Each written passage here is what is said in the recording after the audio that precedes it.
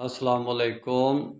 मुस्लिमीन की शरई निस्बत पर उम्मत की खिदमत हो रही होगी तो हम कहेंगे कि ये उम्मत की खिदमत हो रही है, क्योंकि शरई तौर पर एक रास्ता मिलता है शरई निस्बत की इजाज़त से कि भाई ये शरई निस्बत के दायरे के अंदर के लोग हैं, तो ये खिदमत कर रहे हैं उम्मत की।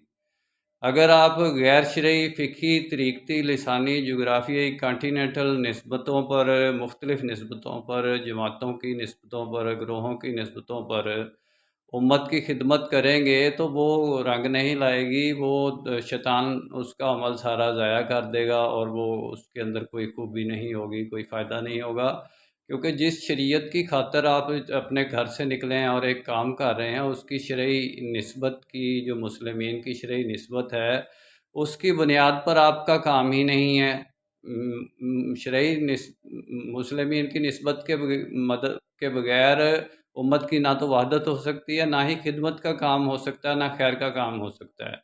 बल्कि मुस्लिमीन ही नहीं हो सकता अगर इस शरई निस्बत पर नहीं है, तो इससे इससे ही सारा मेटावर्स चलता है। मेरा काम इस्लामिक वर्ल्ड की अमन और यूनाइटी का है। इंशाल्लाह डिटेल में बात फिर होगी। अल्लाह हाफ़िज़।